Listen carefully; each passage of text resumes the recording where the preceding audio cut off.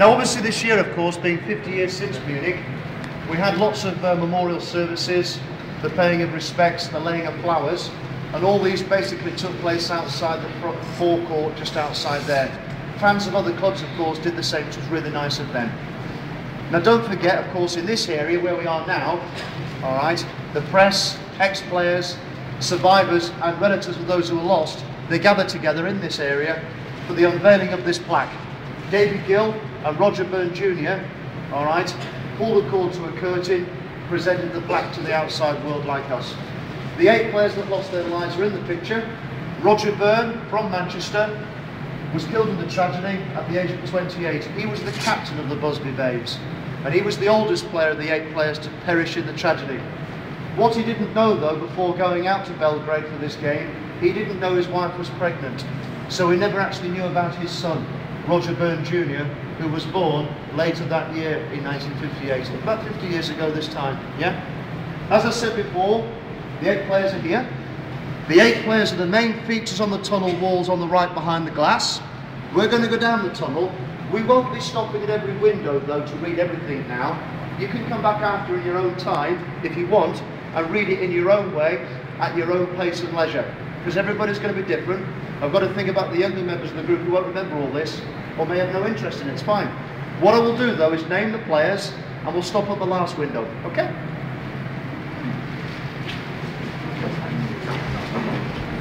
Now, the best known player of the Busby Babes was a player called Duncan Edwards. I never had the privilege of seeing him play, but a lot of my colleagues did. They told me all about him. This fella here, who came from Dudley in the West Midlands, he died in hospital of his injuries at the age of 21, 2 weeks after the crash, all right?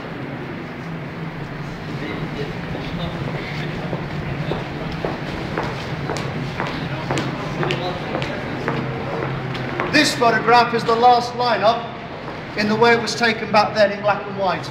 Duncan Edwards I've just mentioned, Roger Byrne the captain looking down the line, Tommy Taylor came from Barnsley. He's the picture here at the top, all right? The main focus there. Roger Byrne is the main focus in this picture. The time of the crash was 4 minutes past 3. 7 players died instantly, Duncan Edwards of his injuries.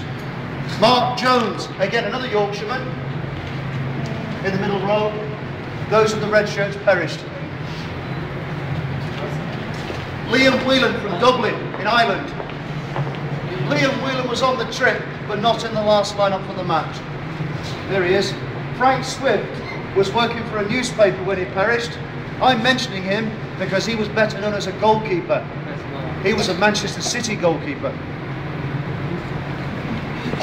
Eddie Coleman from Salford, not far from here. Matt Busby recovering in hospital. Matt Busby, of course, survived, but he wasn't fit enough to lead the cup final team out against Bolton 2 months afterwards. Again, they were beaten 2-0. Jimmy Murphy from Wales, who was the assistant manager then, led the team out. And you could tell by the players' faces and expressions that these players are here as replacements. Yeah? All right? There are 3 survivors, by the way. Bobby Charlton, Harry Gregg, Bill Phelps, the captain behind. David Peck from Doncaster is the main feature in that glass.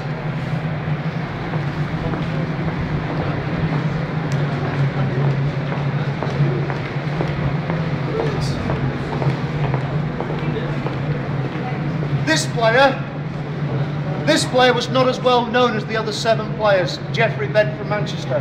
He's pictured behind this wording. In 1963, out of the ashes of the crash, a new team won the FA Cup. Okay? George Best made his first team debut in 1963. That's why he's pictured there.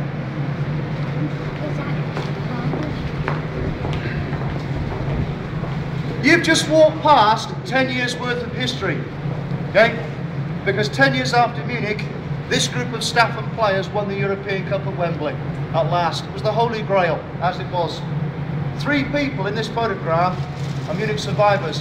Sadly no longer with us, Matt Busby, 71 now, Bobby Charlton, and well into his 70s, Bill Fowkes. He's still alive as well, okay? Don't forget this year in Moscow, United won their 3rd European Cup. Also this year, in the programme notes, because I was at that match, okay, UEFA have changed the regulations. No longer is a club allowed to keep the European Cup outright if they win it 3 times in a row from now on. No club is allowed to keep the European Cup forever if they win it in total 5 times and all or more. Okay, it does mean, of course, that Real Madrid, AC Milan, Liverpool, Bayern Munich and Ajax, they can keep their European Cups forever. They are the only 5 clubs at the moment who are allowed to wear the badge of honour, which you would have seen this last week, a blue Champions League badge on the left sleeve. AC Milan were wearing theirs at Portsmouth the other night. Okay, they've won it 7 times. Ajax and Bayern Munich, of course, have won it 4 times each. Okay, all right? Manchester United, of course, the current holders, wear a blue badge with 2 white stars in it. You may have seen that badge. Everybody else wears a badge that looks like this.